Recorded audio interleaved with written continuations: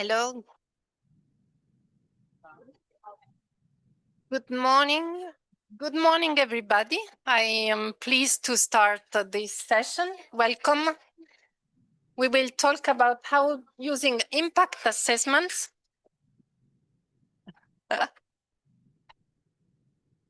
So welcome to this session, which is about using impact assessments to demonstrate the success of GEO.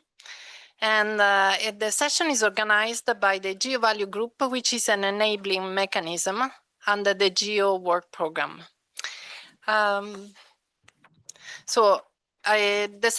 core part of the session will be focusing on two panels. The first one is applying a toolkit that the GEO Value has developed for GEO work program activities. And the second panel is a discussion on if this toolkit is enough to demonstrate GEO impacts or what else is needed. So what is a toolkit to demonstrate the GEO impacts overall? But before doing this, I will introduce what is GEO Value and what is the GEAT. So my name is Alessandra Tassa. I am part of the planning committee of GEO Value, and I work at the European Space Agency. First of all, what is GEO Value? We are a multidisciplinary international community pursuing evidence-based methodologies to assess the use and value of Earth observations. And the group is active since more than 15 years. We organize basically knowledge sharing activities. We organize publications and also working groups. Why we focus on impact assessment? First of all, what is impact assessment? It's a codified, we are talking about codified economic methodologies that provide a structured way to bring evidence together in an easy way that can be understood, discussed, and used. The clear articulation of impacts and of the reasoning behind the calculation of the impacts supports learning, dialogue, and informed choices. However, these techniques are very well established across different sectors. Economists have developed and applied this across different sectors, but for Earth observations, this is still not well developed. And we firmly believe that credible impact assessments for Earth observation deserve a thorough understanding of the solutions and of the application of the Earth observation solutions. And this is why it is essentially a multidisciplinary exercise to be undertaken in hand with different experts, including economists and EO experts. This technique is still relatively poorly developed within the EO community, and specifically with the GEO work program activities, I can anticipate that we saw generally they have limited awareness, skills, and resources to undertake impact assessments. So we will hear more about this as part of the first panel in a minute. Now, in order to demystify impact assessments for the EO community, we developed this toolkit, the Group on Earth Observation EO Impact Assessment Toolkit. We are talking basically about two documents that we just published. A document is the guidelines for analysts and a data entry workbook. The toolkit is aimed at bridging the gap with economists and really demystify impact assessments for the technical people who develop the EO solutions. The final goal is to empower the EO community to autonomously undertake impact assessments. Now, what you see there, it's the composition of the GEAT. It's a set of tools, 8 tools. They are represented here in terms of their core objectives. And each tool is basically a set of questions with practical examples to inspire practitioners. The idea, and we made an effort specifically in this release just published, to allow a flexible use. practitioners should go and pick up even parts of the tools and try to start at least doing some preliminary impact assessments. So the toolkit is meant to support very flexibly light assessments, but even up to economic deep dives for those who have the resources and motivation. Now, what are we doing next?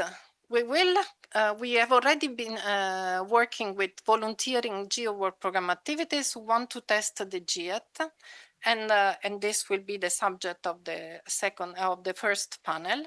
And we will continue doing this in the next period. So if there are volunteering GEO work program activities who want to engage in this, please show yourself. We will also, our aim is to build a community of practitioners. So the idea, we will start as of June to organize regular conversations to share knowledge and experience and to bridge with respect to those who have the experience of those who would like to take it. And then we will, of course, consider possible evolution needs. We have already some ideas, but this will be the subject of the second panel specifically, and also the first one. So we will start this exercise by listening to the next panels. And with this, I close this introduction, and we will hear from the first panel. But before doing this, we thought about giving a practical demonstration, which will be given by my colleague Maite. Can you hear me? Oh, nice. Good morning, everyone. Thank you so much, Alessandra, for this introduction. I am Maite Danvetter. I'm an ISA graduate trainee, and also I am part of this GEO Value group. Today, just before we move to panel one, I want to propose you a little game. This is the only moment you're allowed to take your phones out. Please, thank you so much.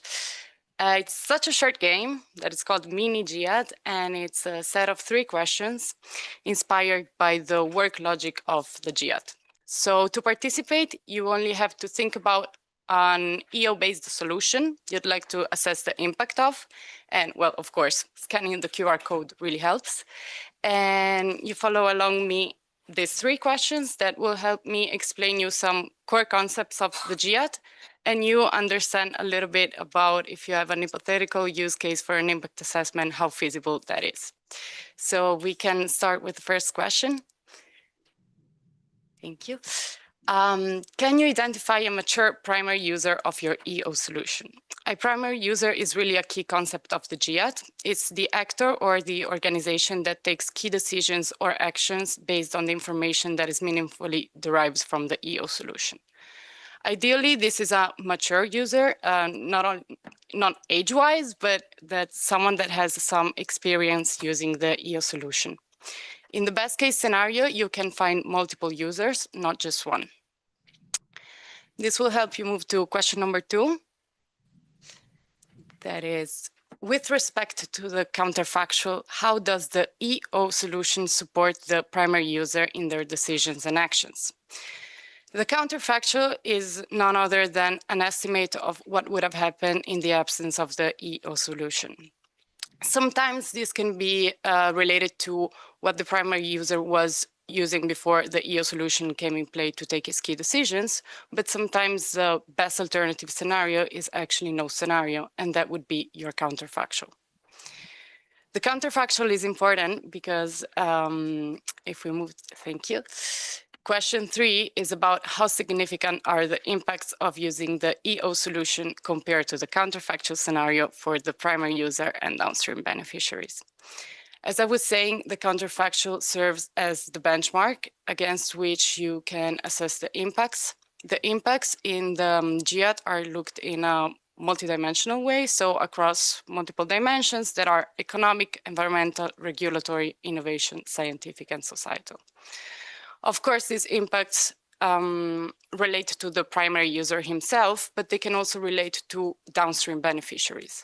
Downstream beneficiaries are all individuals, groups, entities that are either directly or indirectly affected by the decisions and actions taken by the primary user. As I promised, this was a very quick game, I think. And if we have time, maybe at the end, we can address some of the use cases that have had the highest scores. But this is, for me, done. The first part is done, and I will leave the floor to the first panel and to Jeff Sawyer. Thank you so much. So thank you, Maite. If you have done the exercise and you have scored very high, it means that you are a potential user of the GET. So just show up at us in the break and we can see how we can support you to do your impact assessment. Let me introduce Jeff Sawyer. Jeff is a fellow person from the GEO Value Organizing Committee and is a senior advisor with the European Association of Remote Sensing Companies, and especially the moderator for the first panel. Jeff, the floor is yours. Thanks, Alessandra. Does that work? Okay, great. Yeah, so I've been involved in this game for some time now. Many of you will know about SEBS, or at least I hope you do, which is part of the basis of the work that we're doing. So if we can have the first slide, next slide. Okay. So next slide, please. Yeah. So we came to the GEO plenary last year. We proposed the GEAT, and we had a first version of the GEAT available for people to download, to test, and to play around with. And our plan was to then use that and use the results of those tests in order to improve the GEAT, to expose where it needed to be tweaked and to improve it, and to come to the plenary this year with issue 2. That we've done. Issue 2 is now available on the website, the new look GeoValue website, with the new logo, new look and feel. Very pleased with the way it's turned out. So you can find the GEAT there, and there are 2 parts to the GEAT, as Alessandra has explained: the document, the guidelines, and the toolkit in Excel form.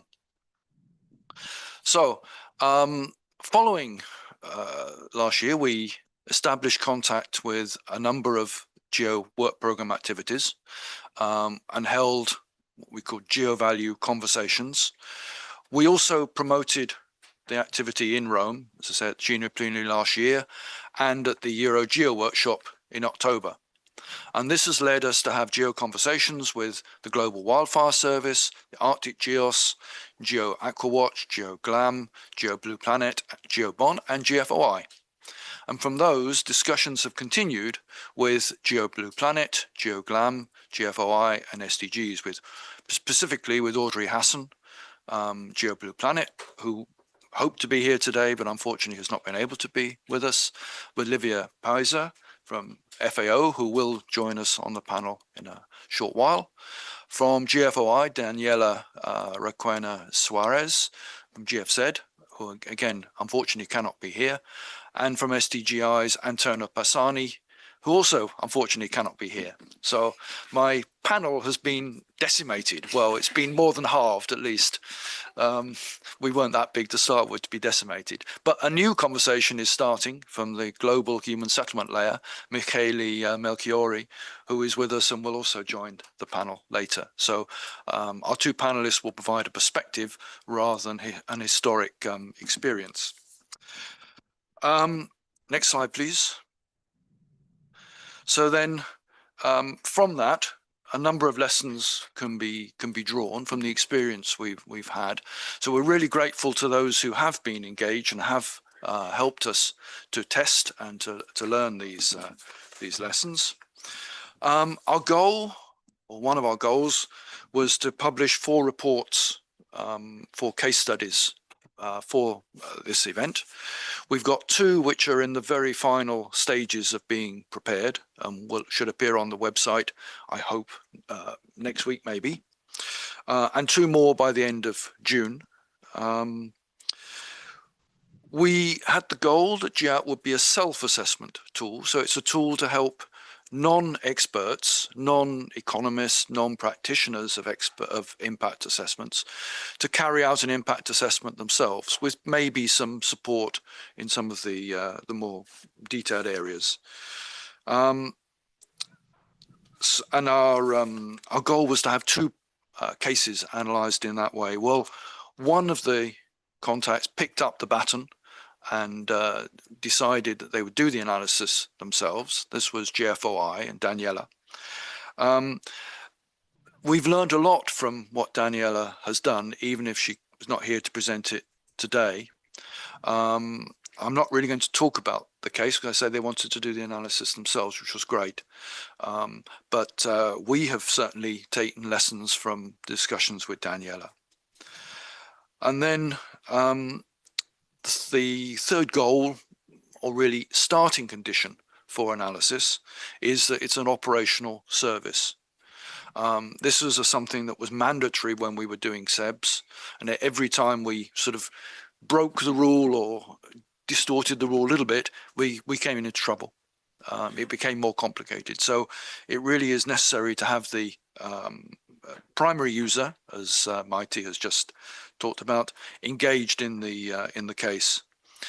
And this leads us to an ex post analysis. But we had one case where the primary user was half engaged. And what that led to is a sort of ex ante analysis. And so we've had a number of discussions around ex ante, and this is something that we think can be built on in the future. One of the other lessons is around the nature of the case, whether it's around a service or a project. And the GFOI case, they're looking much more at a project goal rather than a service goal. So they're looking to analyze the impact of the training module within GFOI and looking at the impact of that. So that's also tweaking the goals. We've also learned very much that non-experts, we want non-experts involved, so the process has to be kept simple. And we've tried to reflect that into the latest edition of the GEAT. We will continue discussions around that and very much look forward to feedback. So any of you who have sort of identified possible cases, we very much like to talk with you and to see how that works out. Okay, I'll take the next slide. Yeah, thank you. So, as I've said, two cases close to being published. Unfortunately, neither can be with us, so let me just very quickly explain them. The first one around urban heat mapping, working from the project SDG for Eyes, that was working with the authority in Turin. And this involved the health authority supporting the city authority in Turin, and a number of European actors, the European Mediterranean Centre for Climate Change, T6 Ecosystems, and CEPI, which is the unit in Turin. They're offering a service. We've heard quite a few examples of this over the last couple of days. It's about temperature, but also about demographics and about the risk. So it's really a risk mapping. It's of great interest for health. It's also great interest for infrastructure monitoring and the impact on infrastructure, particularly electricity supplies.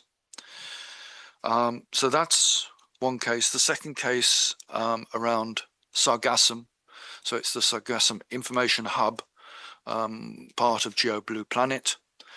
Again, a little unlucky with health issues. But there we had a primary user fully engaged in Martinique, who we talked with and who's supported the effort to develop the case. Both this and the previous one have health issues. I mean, the issues around Sargassum are about helping to deal with the problem, helping to clear up, but the consequences are health risks. So it's about helping to reduce health risks as well as reducing the cost of dealing with the Sargassum. and the noxious gases that are produced. So now at this point, I'd like to invite the two panelists, Livia Peiser from FAO and Michele Melchiori, to join on the stage.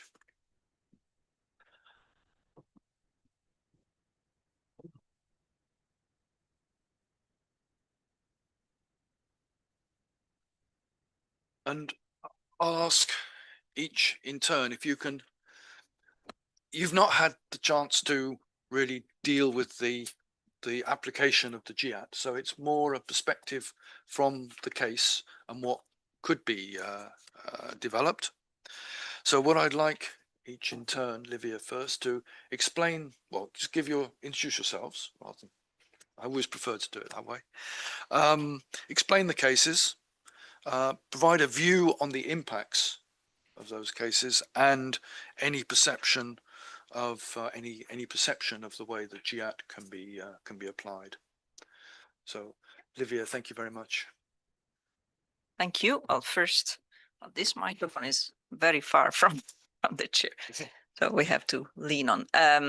So thank you to the European Space Agency and for inviting us in this exercise. And well, it's also an additional recognition of the good collaboration between FAO and ESA on agriculture monitoring in particular, and to GEO, of course, for the work we conducted together so far. So yeah, I'm Livia Peiser. I'm Senior Land and Water Officer in the Land and Water Division of FAO. So as the name goes, we mainly deal with monitoring land and water resources for agriculture, and also I'm head of the geospatial unit there. And in the Land and Water Division, what was mentioned as a good example that would fit in the GEO value exercise is the work that we do through the Vapor program. That is a program that also contributes to GeoGLAM, and that's why I'm here, I guess, and that is connected to GEO. So the Vapor program is well, a project started 10 years ago with main fundings from the Netherlands that uses open access remote sensing data to assess water productivity in agriculture. By water productivity, we mean the amount of output, agricultural output per unit of water consumed. So we monitor both the biomass, that is the agricultural output, and the water consumed through an open actual evapotranspiration algorithm. And we produce the data and distribute the data through the FAO agroinformatics platform. In addition to that, we have activities in 13 more countries where we co-develop with users tools that transform this data into actionable insights. So the co-development is really at the core of our work, particularly because we started 10 years ago. First, we started with conceptualizing the work, and then this, in the last 5 years, we've really been focusing on demand-driven type of tools design and co-development. And that's where the primary user that is at the center of the exercise is very clear for us. Well, first, because in FAO, we have a clear political mandate. I mean, we are our member countries, and we support the member countries to address their issues. And so we have a clear mandate, and we have a primary user in the country, well, more than one even. So in that sense, that fits into this exercise. And we, with a conversation with Geoff and Alessandra, we had many different examples that we could drive and work on, but we at the end we selected two of them, one in Jordan and one in Tunisia, where the product is on one hand maybe mature enough in terms of deployment, but also it's very relevant for at national level. So Jordan, and that's the one I mentioned today, is one of the countries with a higher water scarcity and serious unsustainable overuse of groundwater, largely for agriculture. And that's where the value of water it's so important, and also and linked to, because the value of water is so important, the value of Earth observation for water monitoring is also clearly, let's say, measurable in a way. So we there, together with the International Water Management Institute, it's a partner of the Vapor Project, we co-developed a tool for monitoring its irrigation performance assessment tool. So it has some common letters, and it is designed, and it's already, I mean, transferred to the Irrigation Jordan Valley Authority. So it's the North Jordan Valley is the area of interest, and the Jordan Valley Authority in Jordan is the primary user, and the Ministry of Water and Ministry of Agriculture contributed to this co-development exercise with IMI. And the tool is basically helping them understanding where in the irrigation area there's there's potential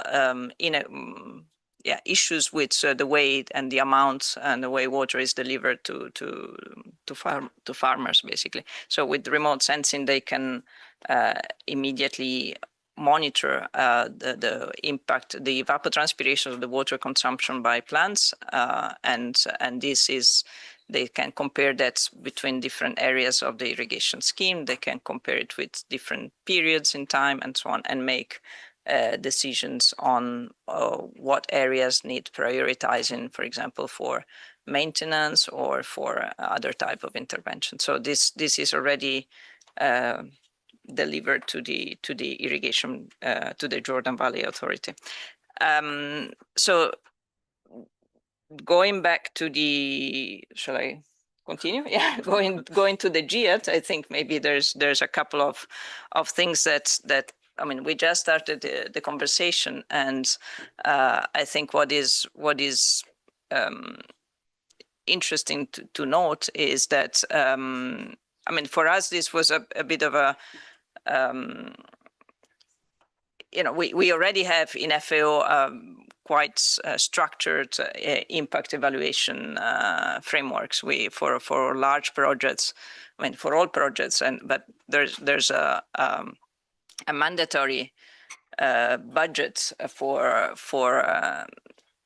the monitoring and evaluation and of the projects. Can be a midterm or at the end of the project. So we already secure budget, and this process is ongoing. So there was no, let's say, interest for us to have a different type of evaluation. So what we tried to work out together was a way to use the information that we are already collecting and making available to the evaluators, also for them to build a case that is specific on Earth observation, because the project evaluation is on whether the project delivered according to the initial log frame, the logical framework, and whether it was successful or not. Like, while in this case we really want to demonstrate the impact of Earth observation data. So I think we are finding a good way of doing it. We put GEO in contact with our primary user in these two countries, and I think it will also be important for us, and I'm very happy that we are finding a way to do this, because it's I think it helps us reaching out to a different community and translating this into a language that is relevant to a community that we don't maybe normally reach. So I think it's a good step also for us. And yeah, then I'll be happy to say a bit more on it, but I'll stop here. Thanks, Livia. I think it maybe we come back to it, but it also illustrates this distinction, I think, between projects and services, where the emphasis is slightly different. Michele, can you also give us then a perspective of the case and any views on the impact assessments that have been done, can be done, and the application of the GEAT? Thanks. So good afternoon, everyone. Thank you to Alessandra and Geoff for having us. Please accept my word as from someone with the enthusiasm and expectations of those who haven't applied the GEAT yet, but they are in the process of doing so. I am Michele Melchiori. I work at the European Commission Joint Research Center, where I am project officer in the Disaster Risk Management Unit in the Directorate for Societal Resilience and Security. The unit is responsible for the Copernicus Emergency Management Service. And in the team where I work, we are working on the exposure component of Copernicus. In the past, this was in the context of the Global Human Settlement Layer. The Global Human Settlement Layer is a global geospatial data suite that maps human settlements over time and produces a population grid, so high resolution maps of population distribution across the planet Earth, and also built up surface and volume grids that basically help us mapping the extent of settlements, but also the evolution of those settlements over time.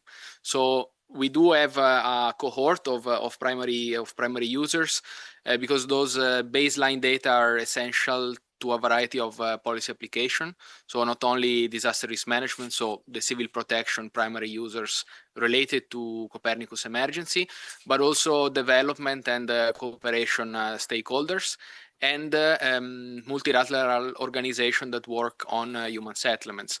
For example, UN Habitat, that is responsible for SDG 11, so the so-called urban SDG, with whom we have partnered over the last 10 years to help countries producing population grids and apply a harmonized definition of cities and settlements, the so-called degree of urbanization. And this definition was really an enabler for the collection and reporting of comparable urban statistics, also beyond SDG 11. So when we think about SDGs, so the Sustainable Development Goals, the UN was asking countries to produce data on levels of educations of kids in living in cities or in rural areas. And actually there is a very big heterogeneity or a very big landscape of how urban and rural areas are defined globally. And this actually has a big effect on the ways those data are reported and most of all also interpreted. So starting from a combination of Earth observation and other geospatial data and surveys, actually this methodology was supporting more than half of the world countries in comparing those statistics. Other users are across the UN Population Fund and the Statistics Division of the UN, where those data and those approaches were used to prepare the principles and recommendation to guide the next housing and population census, so the 2030 census round. And there we were really contributing on using geospatial data and Earth observation to fill those data gaps and help national statistical offices to prepare for the next census round. I also think this GEAT and this activity is really interesting inside the GEO work program. So we see really the contribution of an enabling mechanism to support other initiatives or other parts of the GEO work program to move along the research to operation pipeline. So in this context, we have to appreciate the financial contribution from the Directorate General for Research and Innovation of the European Commission that has funded GEO Human Planet to become more structured and more ready, and much more ready to deliver on Earth intelligence.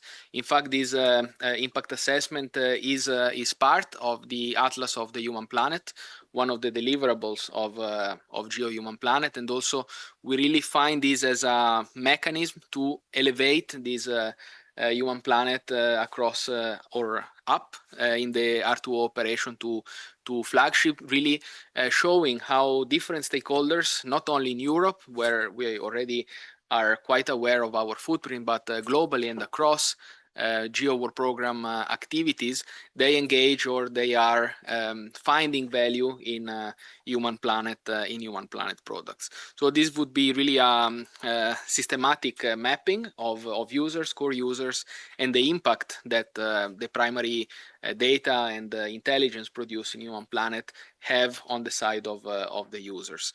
So I will mention some of those impacts tomorrow in the plenary session, so stay tuned.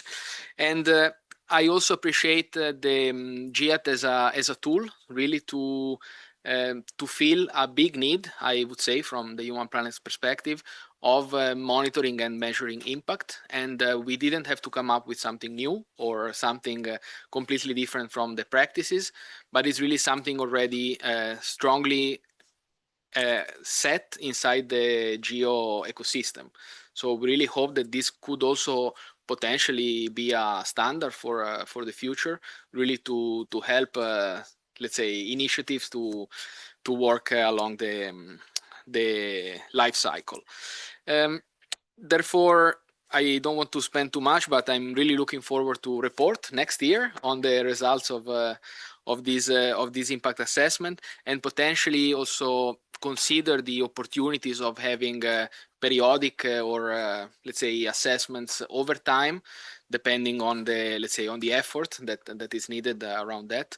So that's why it's a lateral point, but I think it's quite important. So work program activities are so engaged and so submerged or fully committed to prepare and deliver on the work program that it's a bit of a paradox, but sometimes impact is the last part of the work, but potentially the most important, because it's where we actually see how products do have uptake. In particular, in the human planet context, and I'm concluding, we have a partnership of several stakeholders like CBAS, the JRC, that work on joint products. So on the combination of nighttime light coming from Chinese platforms and the global human settlement layer from Europe. So the work is really on the data production and on the to make sense out of those data, that we really appreciate some external help to follow the impact part. Yes. Thank you. Perfect handover. Thank you for that. One of the key conclusions we found, was on the slide, I didn't develop it, was the question of resources. And all the projects or work program activities we've worked with have struggled to find the resources.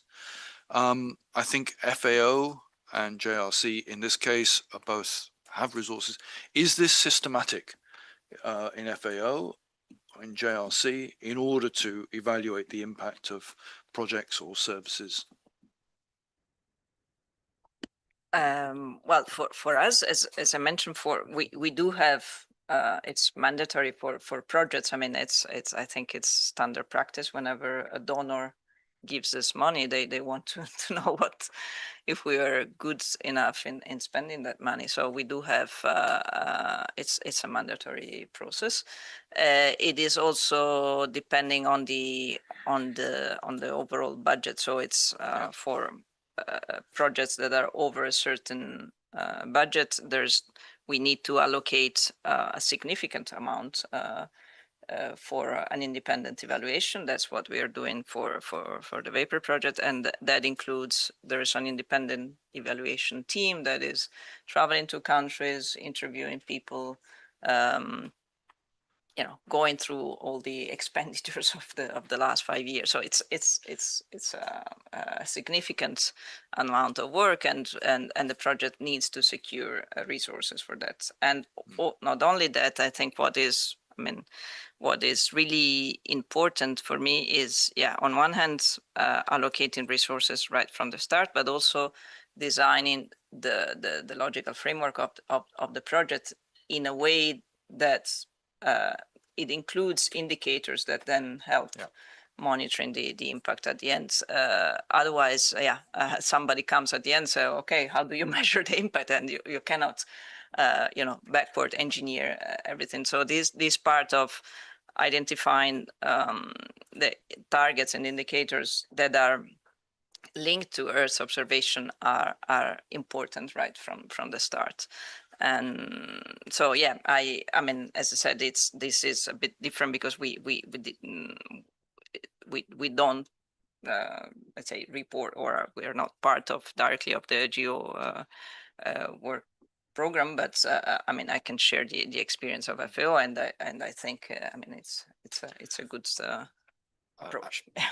Alessandra mentioned earlier GEO conversations, where we will have different experts coming to talk, and I think that will be something we'd like to pursue as well. Michele, is it systematic in the JRC? Well, it's systematic to the extent we talk about JRC products. So the challenge we see here is that flagships already have a product or a sustainability pipeline that is well established.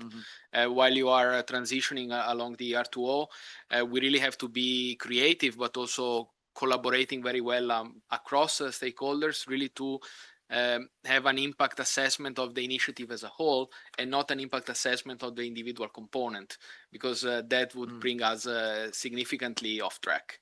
So really, this dimension of collaboration and combining also resources across different institutions that have a stake in Human Planet, in my case, but we can say the same for all work program activities, is a real added value. So something that we can consider is really to diversify those sources of funding, also to make sure that all the products produced through initiatives are adequately monitored and considered as a whole. And then also it's a conversation that could go on between GeoValue and the Secretariat on how to best accompany different GEO work program activities, because in our case we can recognize we were spoiled, or we were in a very good condition, but from the start of this exercise, if I were in the shoes of another work program activities, I would find a lot of value to follow the same process.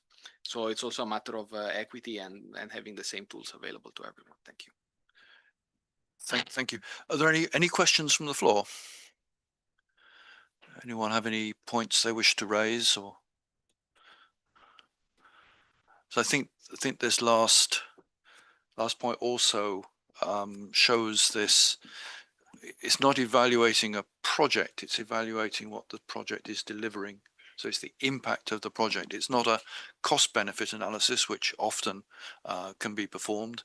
It's really looking very much at the benefit side and trying to understand where they fall. And that's, as we said earlier, one of the possible dimensions that we can take the GIAT in the future.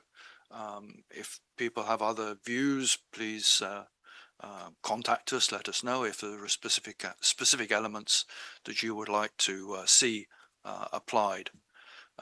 Unfortunately, the resources are limited.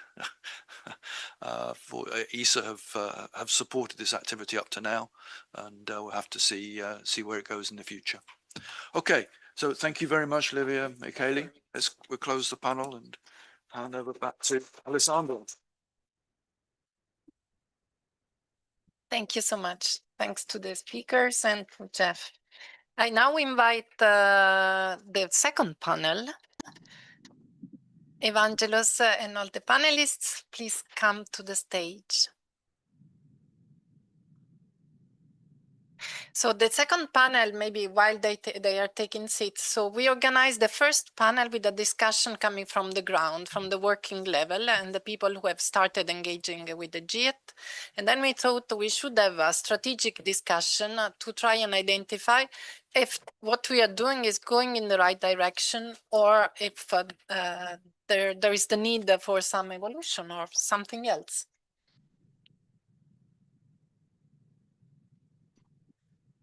Thank you. Thank you for the invitation. Thank you for providing us with the opportunity to discuss further about tools with respect to impact.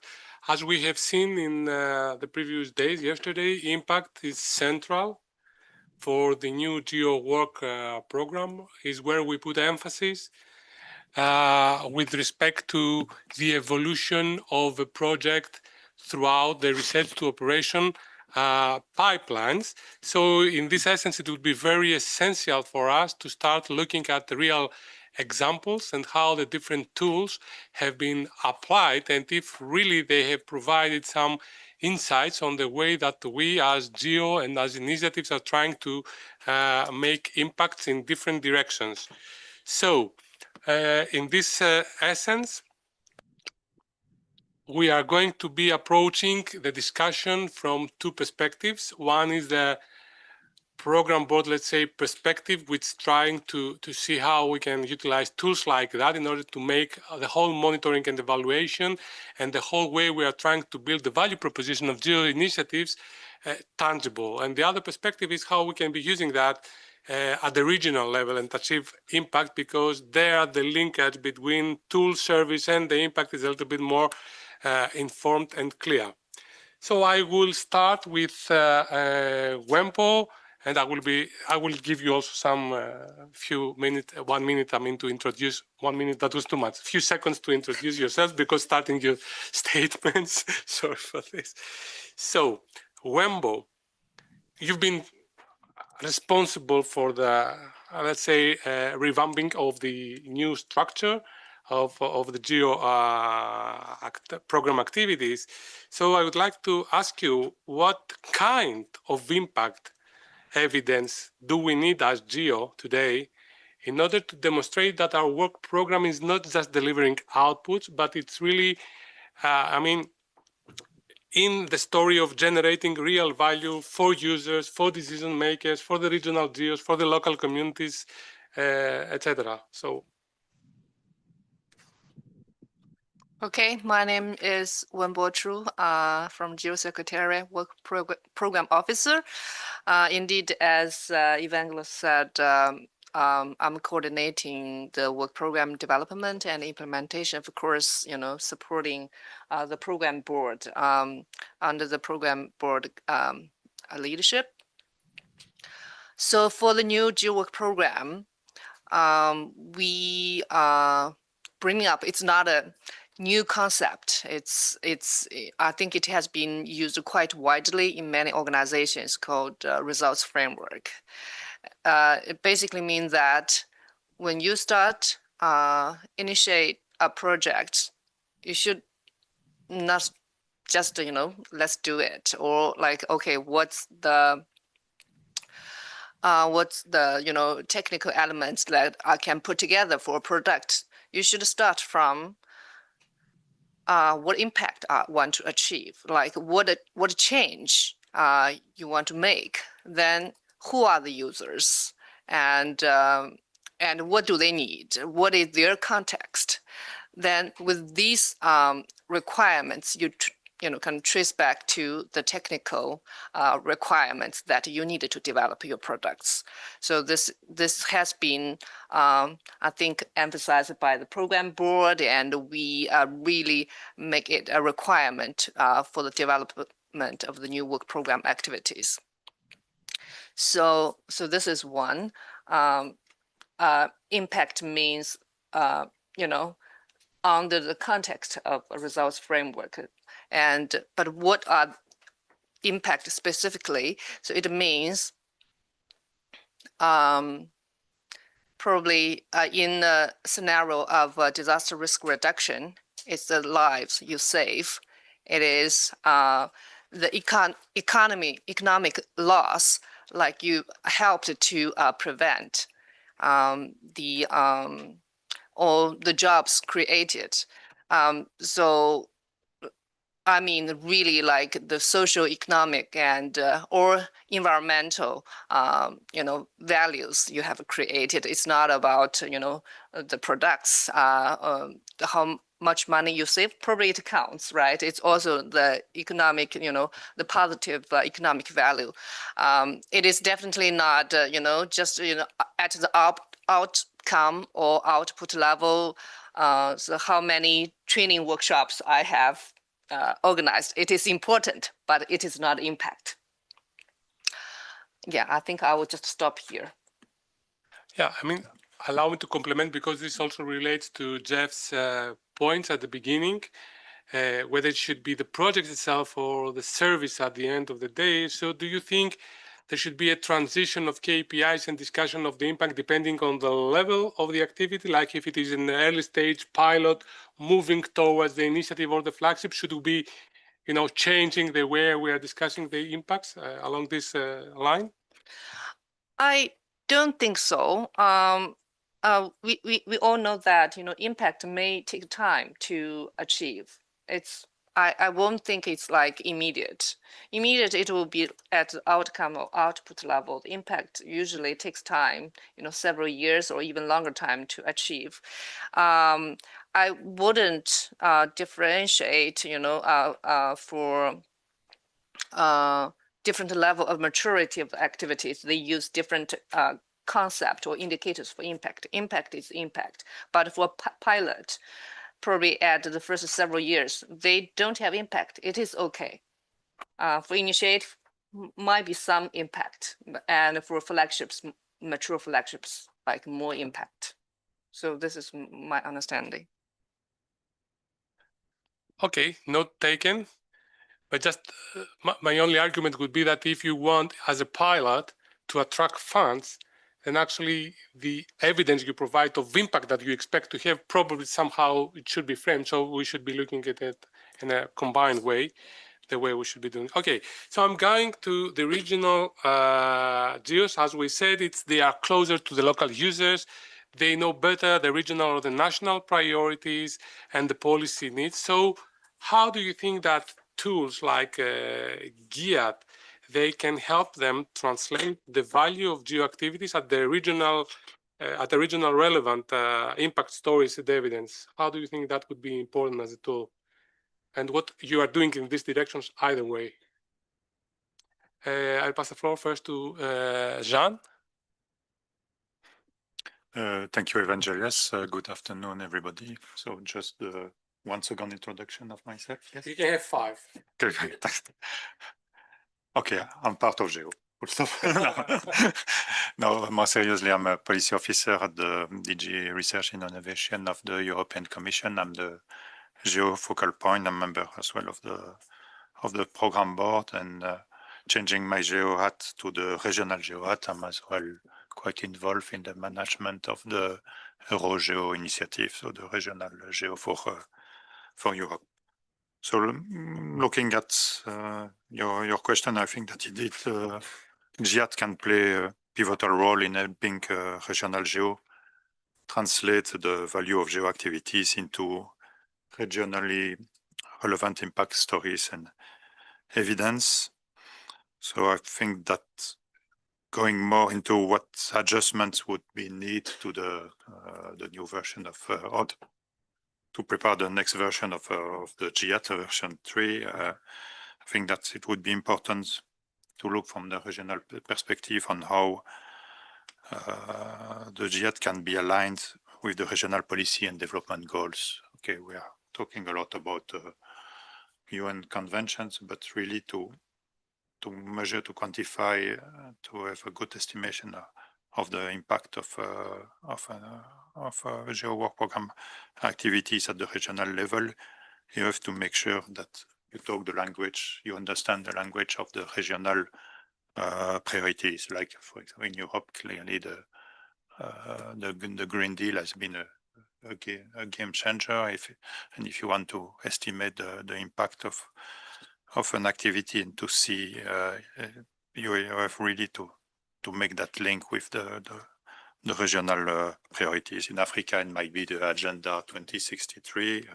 In Asia, I'm sure that Miro will be able to give some better understanding of what are their regional priorities.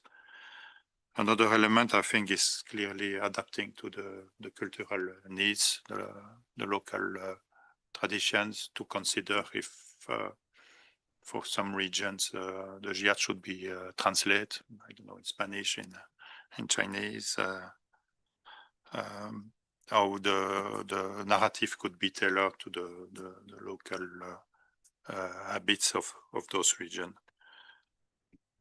Another element, I think, that's certainly to improve the uptake and the use of the GIAT would be to see to which extent capacity building in the different regions can be done, and I'm pretty sure that the participation of the GIAT group in some regional GEO events, like you mentioned in one of Jeff, you mentioned in one of your slides, the participation to the last Euro-GEO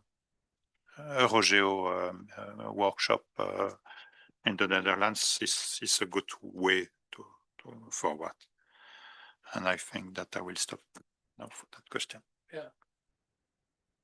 Thank you, Jean. I think I agree to the fact that we need many demonstrators to start getting the feeling what the outputs of a tool like that look like, and what tweaks need to be taken even at the regional context, as you said. So, Chen, the same question for you, and if there are more highlights about any adjustment and adaptation that would be needed for regional particularities, etc., that would be also very interesting to hear from your end.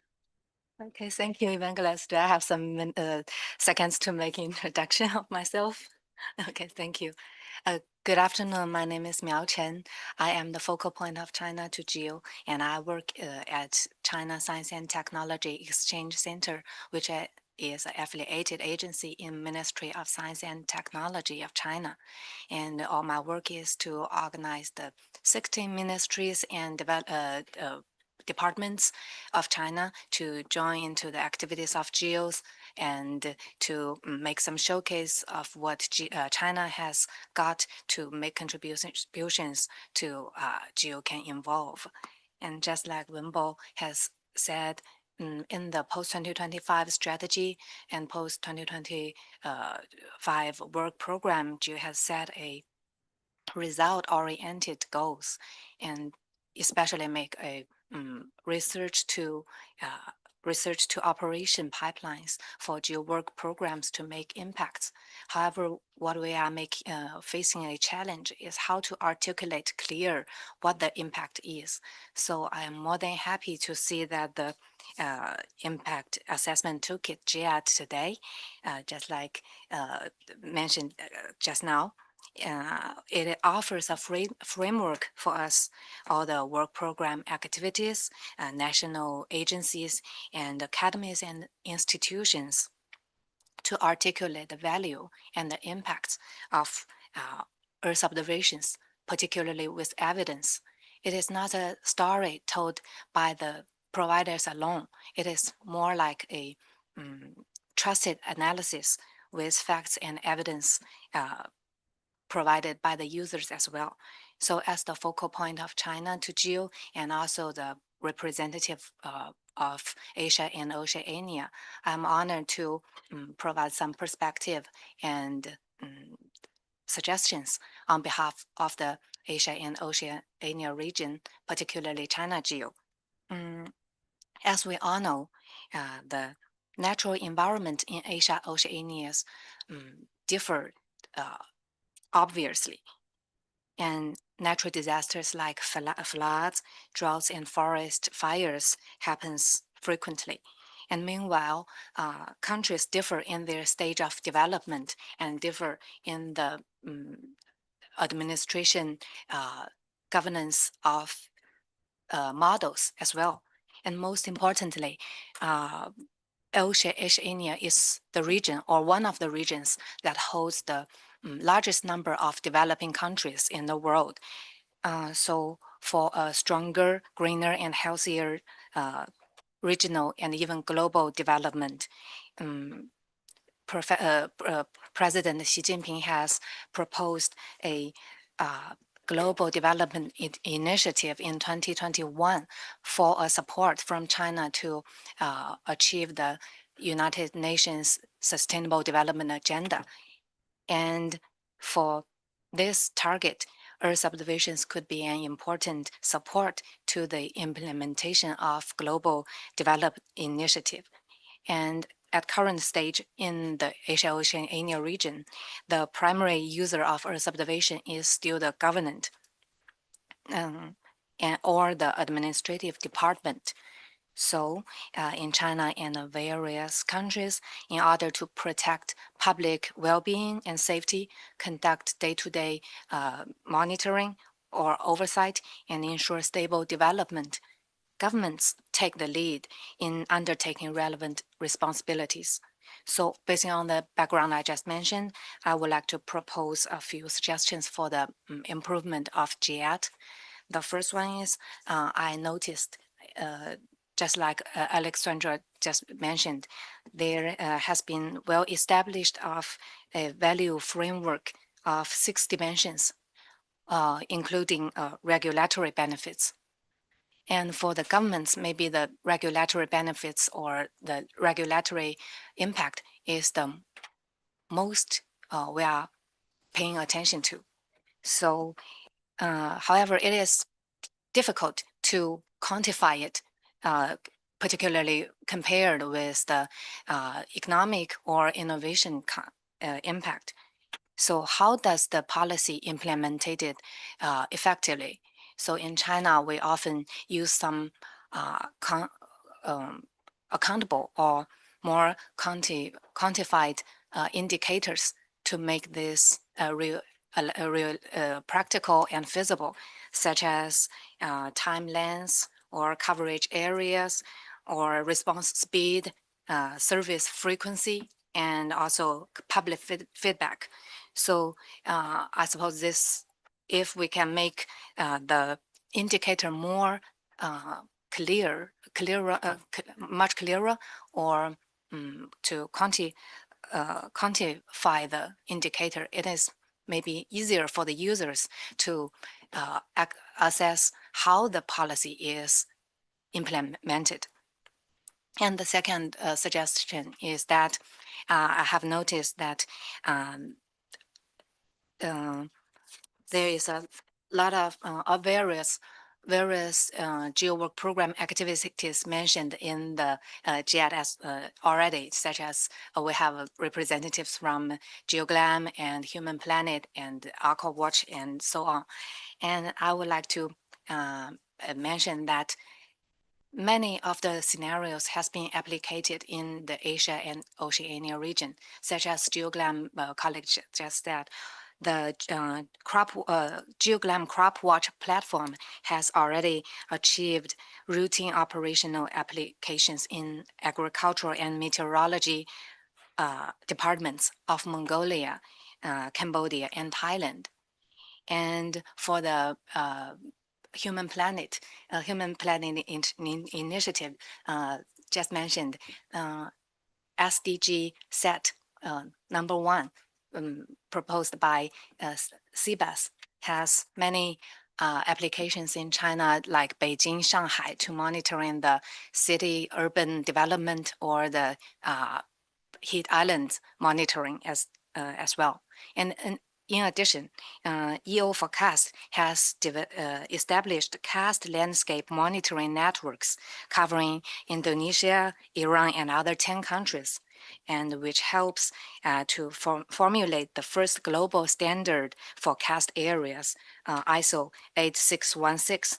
So all these application scenarios might bring up insights for the improvement of GEAT, particularly with some insights from the Asia-Oceania region. And I would like to conclude that I hope GEAT could focus on more the balance of different regions and different users and make it easier to user friendly to easier to use. And with its continuous improvement, I'm convinced that GEAT will provide comprehensive methodology and practical tools for the GeoWork program activities and even the whole Earth observation community to assess its value and impacts in a standard and trusted way. Thank you. That's all. Well, thank you very much, Chen. This has been very informative. I think it's fitting much the discussions we are having with ideas, with perspectives, even more importantly. When we come to discussions like that, I always think of a way that we can have things automated.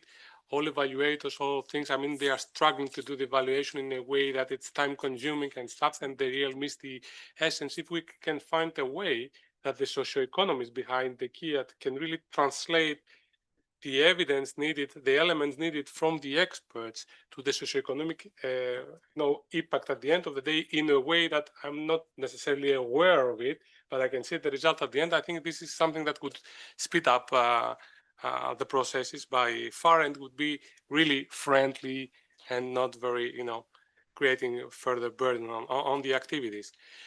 And I understand that there's a big issue of resources. So I'll come back to you, Wembo, because you have been involved and you have been following the works of GeoValue to the extent I know, and you have also great experience from other similar tools that have been launched in the past within GEO. So what do you think would be the minimum practical support needed for tools like GEAT and GEAT itself to really become functional across the GEO community?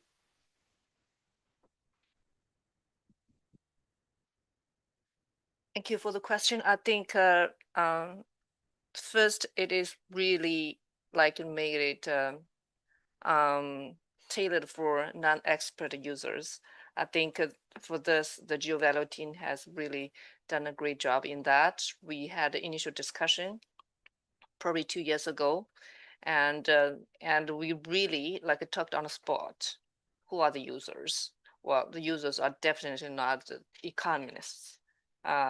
It will be mainly probably technical people, research people on their part time. They will, help do that, help doing that. So make it simple, user friendly. So I think this is the first step, and then of course, still with viable methodology behind, and with some capacity development. I think the one-on-one dialogue, in the process has been very valuable. And as Jeff has said, so this will be going forward, right? Or I think Alexandra, you introduced that. Hopefully, more work program activities can volunteer, and so the GeoValue team can continue to support. But I'm thinking loudly here, anything else? So for example, you said you want to create like a community of practice of GEAT, right? And well, there are many ways to do that. And a simple way is like we have, an online platform, to have the discussion. You don't need to organize a meeting to have the discussion, right? And then I want to promote one thing is the Geo community platform. It has been created, but has been tested within a small scale. But I think it'll be useful that we start probably with GeoValue. I think AI4U is also very eager to use that, so that all the contributors or users of this toolkit will be in one platform, and they can learn from the existing examples. They can post questions. Yeah, and I think another approach we can learn is that, for example, the Knowledge Hub team has standing webinar with different theme related to open data and open knowledge. And if we can have like monthly or bi-monthly webinar. One, you can introduce the toolkit to new users. Then you can have the users to report back, their experience. Say next time, Human Planet, want to tell their impact story with a toolkit, right? So, and I think this will be super useful, and we will accumulate, many impact stories, throughout the year, and we do have kind of a annual report responsibility, and we have been struggling. I have been struggling personally, to support the community putting together stories. So the story sent to me is like all very technical, and I'm not an economist. I couldn't help them to do much, but I try to make the story easier. But if they are empowered by the GED, I think the draft sent to me will be like much readable, much consumable. I'll stop here. Thank you. I think you very nicely described the expected role of an enabling mechanism within GEO, which actually would institutionalize, let's say, the tool that we're having and would somehow make it not a requirement, but something really appreciated by the activities and the communities, and we have to use it. So coming back to the regions now, I mean, what tangible actions you could take in order to support the uptake of the tool or of GEAT among your communities through funding frames or other means that you see fit for purpose? And I start with you, Chan. Thank you, Ivan Lucas. Yeah, I would also to make this easier from the perspective of regional GEO. Since 2018, I think the regional GEOs has become regional GEO to increase the coordination effect of regional GEO, and it can be harnessed as a two-way channel to connect global strategy and the national, even local needs. I would like to take this opportunity to walk you through briefly of the activities in Asia and Oceania region. First, there are 23 members in AO caucus, and with China as the co-chair representing them under the framework of AO GEO, and which is supervised by AO caucus. A variety of regular and dedicated activities, such as the annual caucus meeting, AOGO workshop, AOGO symposium, and AOGO task groups on different themes, and talent training courses are undergoing this years. Sometimes it's easier for the members get access to the regional platform even more than the global platform due to some travel distance or budget problems. I've noticed that 8 or 9 members from Asia and Oceania region registered and coming to Geneva this time for the plenary and symposium. However, we have 12 members coming to the AO caucus meeting in this March in Beijing. And during this caucus meeting, we got a chance to know that Malaysia established a new national space agency and its capacities in supporting disaster management, fisheries, and forestry. And we got to know the efforts and achievements in Thailand in urban planning, air pollution in monitoring, and social stability assessment. Most importantly, we got a chance at this very meeting. We got to know the technical needs from Tonga in natural disaster response, of Mongolia in the grassland fire monitoring, and of Maldives in some coral reef health and benthic ecosystem conservation.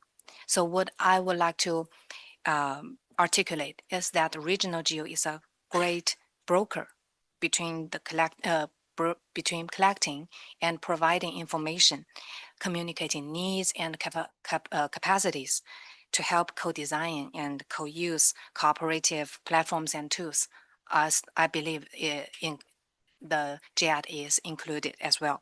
So with the foundations I just mentioned and looking ahead, I believe regional GEOs can play an important role in supporting leveraging the GEAT as well. Now I would like I can come up with two feasible suggestions may help improve GEAT as well. The first one is the user needs and feedback could be collected or obtained via regional GEO better. As I just mentioned, we have GeoGlam Crop Watch platform has been applied in Cambodia, Thailand, and other countries. Maybe we can get the factual impact or their feedback. How was the GeoWork program activities used in their country? Is that good? Does it make some difference? So this factual impact can be collected from regional GEO network in a much timely manner. And the second, maybe once the GEAT is formally released, I suppose targeted training course could be designed and deployed, taking experience of AOGO training workshop, which we held it annually. We can take this experience and lessons learned for reference. It could be a great channel for the Earth observation community, particularly in the region, to learn about GEAT and its practical application. So I hope these suggestions could be helpful. That's all. Thank you. Thank you, Chen. Zan. Yes, thank you, Evangelos. Well, I believe indeed that regional GEO can play a critical role in supporting the uptake of the GEAT among their respective communities by acting as testing grounds, translators, trainers, brokers. You put that in your question. They have the ability indeed to contextualize the global tools, make them ideal facilitator for GEAT adoption.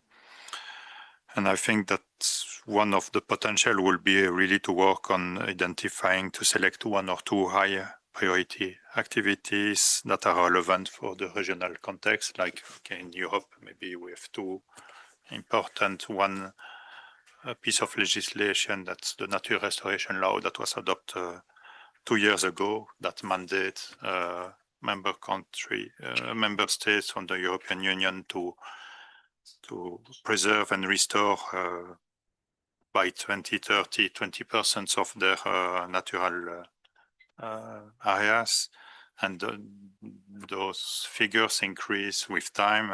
They should restore 60% by 2040, 90% by 2050, and so that put a lot of pressure on member states to develop. They have to develop national restoration plan where they will say, okay, we have to identify which area we want to preserve first, which are the most endangered, the most affected areas that have suffered land degradation, for example. And clearly here we know that there is a strong use case for observation.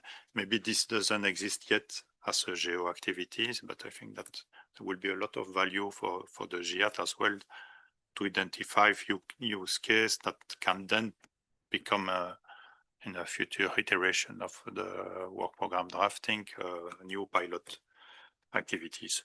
Another one would be as well, another priorities of the European Commission is the development of they call it integrated framework on European climate resilience and risk management. This is developed by your colleagues from the Directorate General on climate.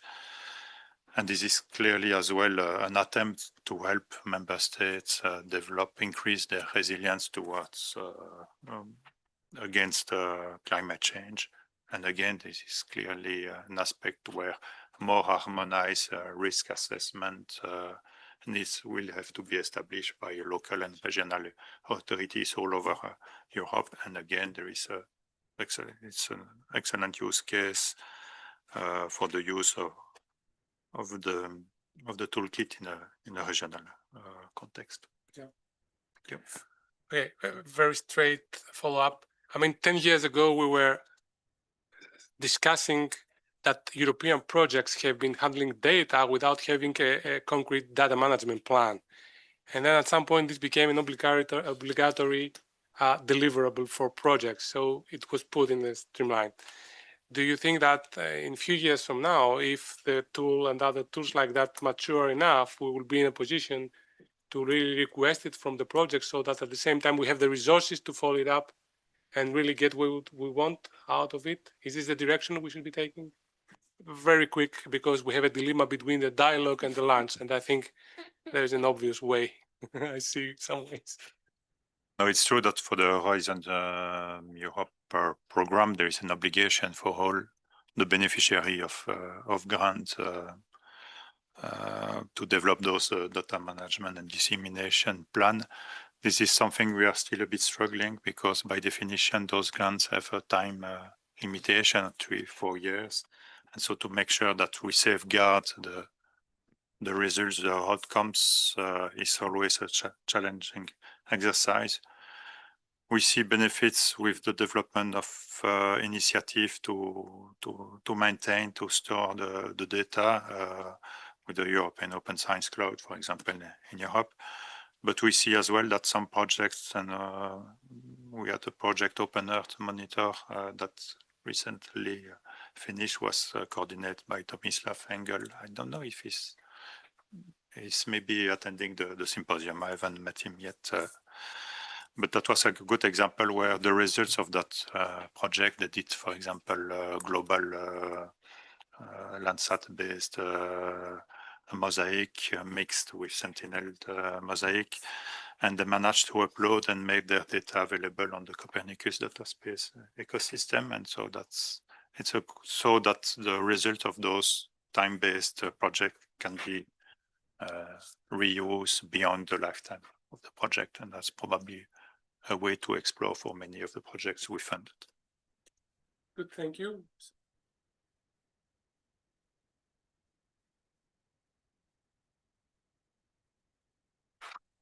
So thank you so much. We were wondering if we could open up to questions from the audience, but the time is not with us. So those, please feel free to approach us. I just want to take the opportunity to thank all the speakers, to thank the GEO Work Program activities who have decided to embark with us on this journey. Thank the GEO and the Secretariat especially for all the support that you are providing to us. I think I wanted to do some summary, but I really wrote many things. I picked up many ideas, also suggestions for evolution, open up to the diversity, including cultural diversity, use more the regional geos, and some very practical suggestions for evolution. We are certainly aware and available to speak with different actors to diversify a little bit, but at least we have a starting step that we can build on. So I hope that we can in the future announce more progress in this direction, and have a good lunch. Thank you. Thank you.